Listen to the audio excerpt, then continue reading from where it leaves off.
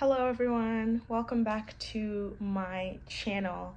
As per usual, my name is Marmy Newton, and today I will be talking about the most recent piece of media I consumed, which is not a film or a TV show, it is actually a book. Today, as the title suggests, I will be talking about Benedict Bridgerton, or more so about his book. Because I figured that since the fourth season of Bridgerton is coming out next year, or hopefully next year, 2 years from now, I'm not sure. It's coming out at some point, whenever they decide to release it. Benedict is going to be the next main character alongside Sophie. I wanted to kind of check out their book. I don't know why it's inverted, but it's called An Offer from a Gentleman. I actually got this from the library. I need to return it, but yeah, I figured I'd check out their book and kind of read it, see what's in there, and share it with you guys. And I'm not going to post any real spoilers or talk about any real spoilers, just kind of a brief gist about his story and how different I feel like he is from the books versus what he's like on the TV show. So yeah, without further ado, let's get into it. So I personally really loved the story. I loved his personality. On the show, my favorite Bridgerton is actually Eloise. I don't know why, I just kind of like her, or I guess I like the actress. I like her mannerisms and how, fast she moves on screen or whatever, but I just generally enjoy watching Eloise Bridgerton on screen. So she's my favorite Bridgerton. But I on the show, I don't really much care for Benedict, if I'm being honest, but when I was reading the book, I definitely started to like him a lot more. I think that of all the stories that have been adapted so far in the TV show, from The Duke and I being season 1, The Viscount Who Loved Me being season 2, and then Romancing Mr. Bridgerton season 3, my favorite story out of those three that have already been told on screen is The Viscount Who Loved Me, which is Kate and Anthony. But kind of reading, and I also thought that eventually whenever Eloise's story was told, that would end up being my favorite. I would talk about that a little bit later, but reading Romancing Mr. Bridgerton, I couldn't really put the book down. It was so good. It feels like it's not that it feels like, it's quite literally a Cinderella story. Sophie who is the female protagonist, is supposed to be she's the daughter of a prominent man, but she's the bastard daughter, and he never ends up acknowledging her. But before he ends up dying, he marries the countess, or a countess, whose name is Araminta. I hope I'm saying that right. I haven't heard anyone pronounce it, so whose name is Araminta or Aramida. And she's got two daughters. One of them is Posse, and the other is Rosamond. And Rosamond is kind of like the evil sister. She's good looking, and she's the one that Araminta wants, to get married. And, it's essentially exactly like Cinderella, She thinks that Rosamond is the one that deserves to, marry a prince or marry a man of high stature. And then Posse is less fortunate looking, and so Araminta doesn't really like her. But Posse is also the one that's really nice to Sophie, as Araminta is kind of, or Aramida, please let me know if I'm saying the name right, is treating Sophie really badly for the 2 years that Sophie ends up living with her. Or is it 4? For the years that Sophie ends up living with her before Sophie ends up going and being on her way.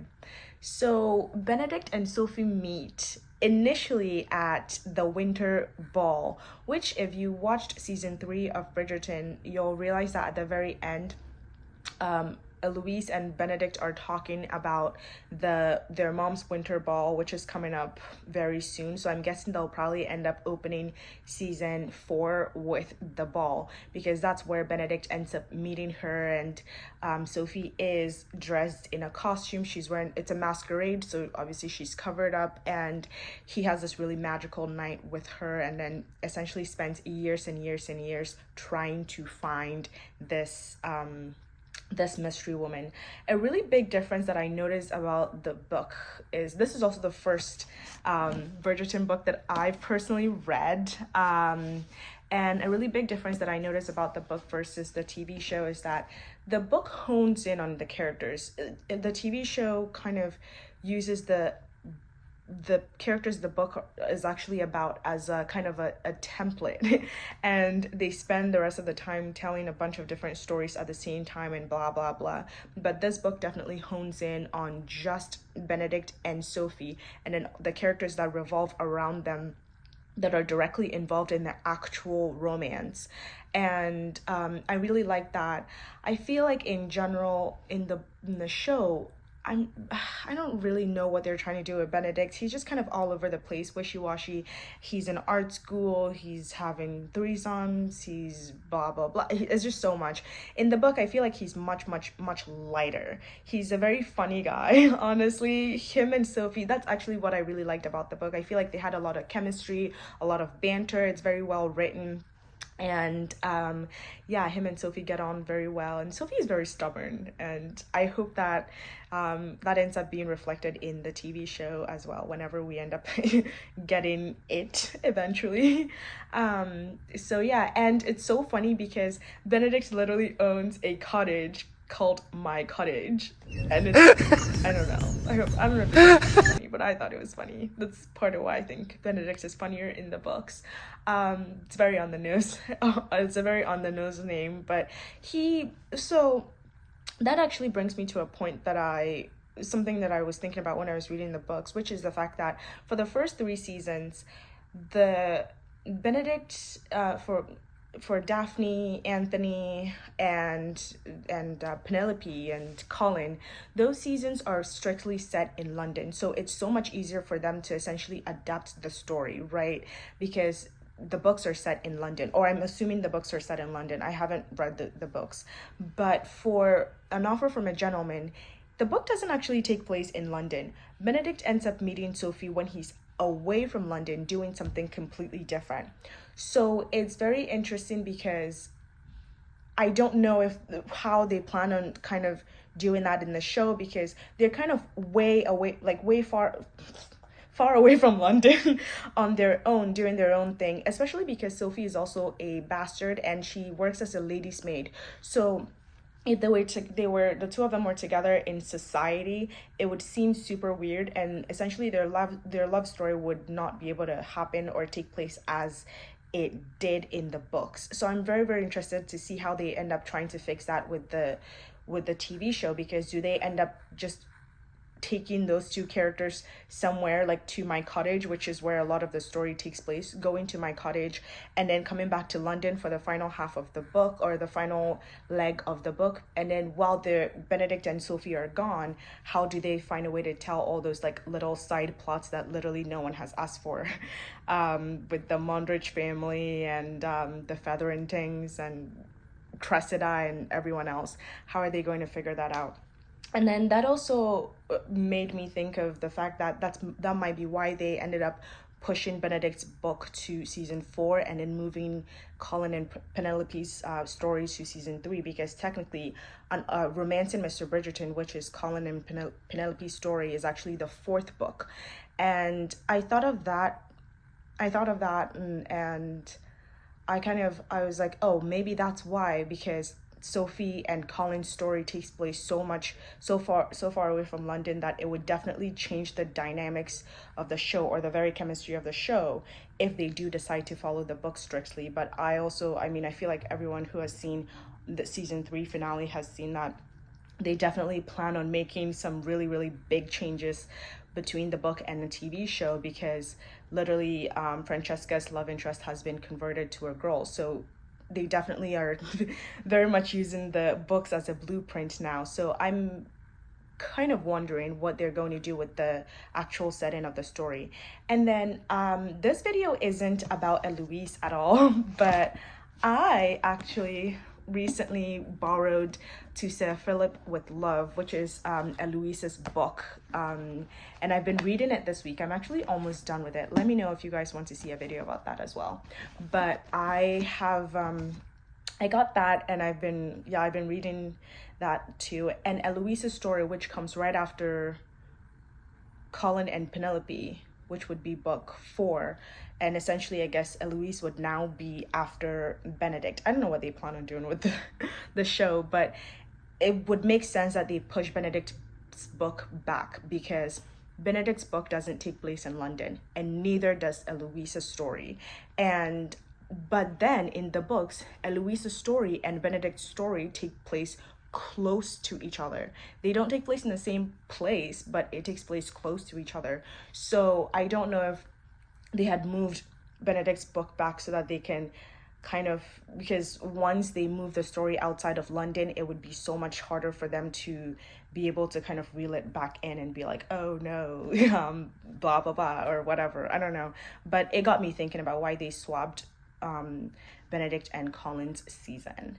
And another thing I wanted to talk about is the fact that in Benedict's book takes place after, again, in the books, Benedict's book takes place, Penelope's book takes place after Benedict, right? Benedict and Sophie, and then Colin and Penelope. But then in Penelope's story in the TV show now, I feel like I'm talking so much, but yeah, in Penelope's story in the TV show now, she came out, let everybody know that she's Lady Whistledown, right? And I haven't read Penelope's book, so I don't know if she ends up, letting everybody know that she is Lady Whistledown in her book.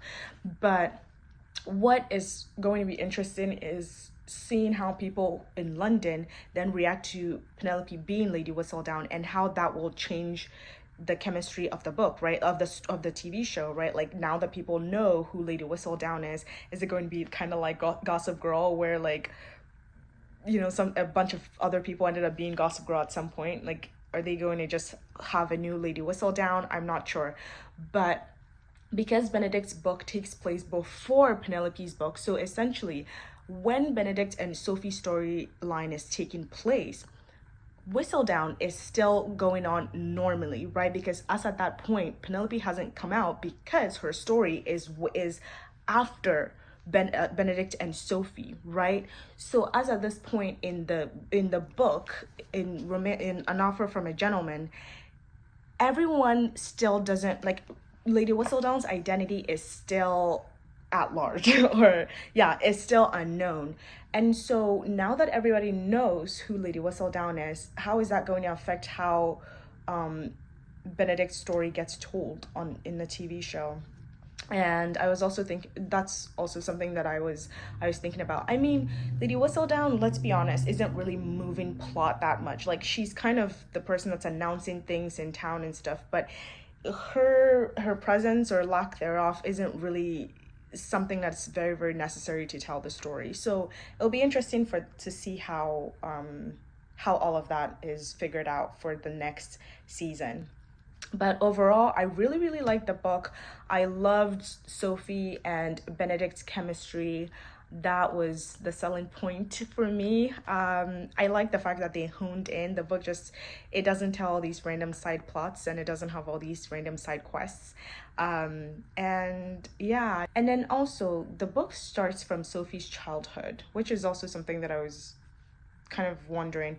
Do they plan on starting season 4 with Sophie's childhood and kind of covering that, and then just going into her adulthood and then introducing her as a character in the present day? So like maybe using the first episode of season 4 to just kind of hone in on Sophie's childhood specifically, or do they kind of plan on introducing those little details as the season goes on in little chunks or flashbacks? But I had lots of questions.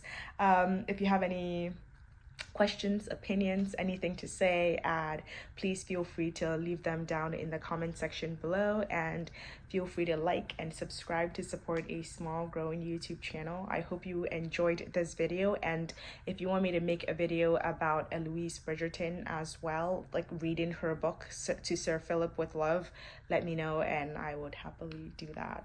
On that note, see you guys another time. Bye.